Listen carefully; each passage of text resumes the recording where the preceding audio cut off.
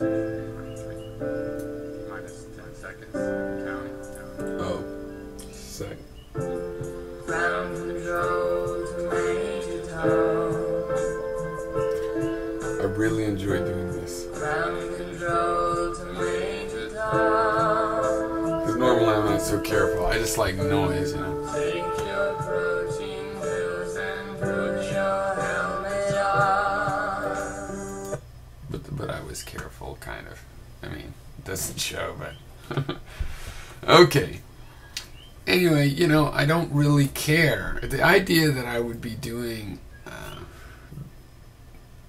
songs to entertain people, it's ludicrous to me. Right? I mean, it seems like it should be obvious. You know, that that like the philosophy I do should be to entertain you or even convince you. Or that your channels are out there to convince me, really? Because it's not working.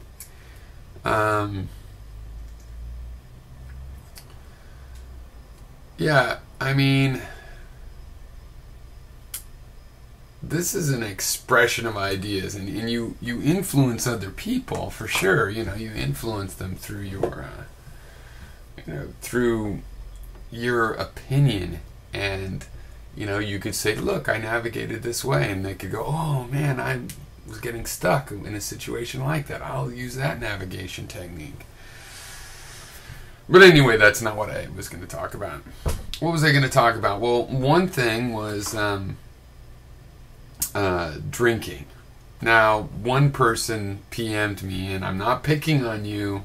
You know who you are. You are not the only person to ever send me that kind of message. Now, in fact, I have a whole set of kinds of message I receive about that. I mean, one is just trolls trying to take advantage of it in private, the private trolls, or you know, in public, or making troll videos. I also have people that, well, I had several people that are like, "Wow, I really like your ideas, but I don't listen to people that talk intoxicated." And I'm like, well, not only do I do that, but I'm not going to tell you. It might be obvious. I think it's pretty obvious, and actually I do say.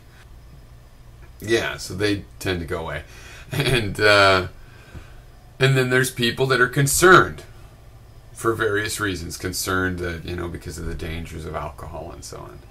Now, my view is that I like to drink. And it's hysterical to me if that's like, makes people scared, but whatever. I mean, you have to handle your liquor. You have to, you know, make sure that if you're as like, well, okay, that other night I went out to I showed the video of what I was doing. I think that justifies having a few drinks. I had a few. It was like I had 2 beers. Get pretty drunk off 2 beers ago. Oh, well, that was at the bar, and then I had 1 drink before that, and then, like I said, 3 beers at the bar, and just the one, I think it's called Angry Orchard, just a really good cider. And then I came up here to a friend and had a couple drinks. So I mean, that's what I'm like on whatever that is, 6 drinks, 7 drinks. That's a lot. I don't normally drink that much, but I like to make a video in that state of mind because I like to wind down after something like that. I'm not just like, oh, come pass out. And to me, well, I think I'm doing a favor to people. They should be able to see then that, you know, there's no guile really remains. There might be a lot of obnoxious characteristics with alcohol intoxication, right? I enjoy watching people try to present themselves intoxicated, but I can understand why some wouldn't, and in some cases I haven't, and whatnot. So, you know, dealing face to face with drunks trying to explain something important is annoying. But I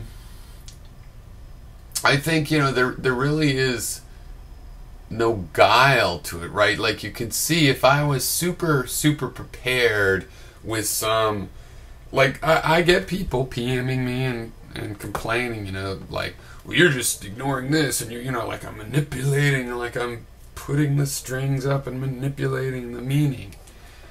And if that was true, wouldn't I manipulate it in different ways? You know, wouldn't I? Or would I? But anyway, either I am,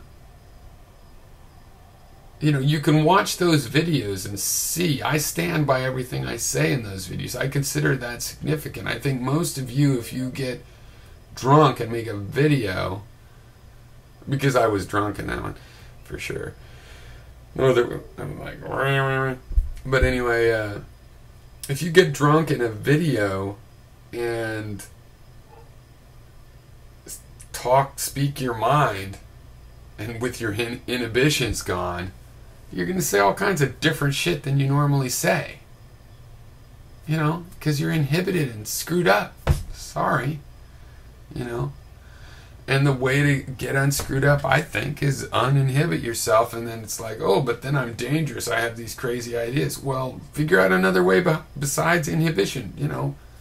Make a crappy song full of noise. That's what I do. So, yeah, but I'm not gonna, this video isn't about that either. So, racism. Racism. Now, you know, what about positive racism? What about, you know, positive, like African Americans have contributed a lot to American musical culture, you know, of all races and all subgroups. They're all influenced. They've contributed to that. Is that it's racial, right?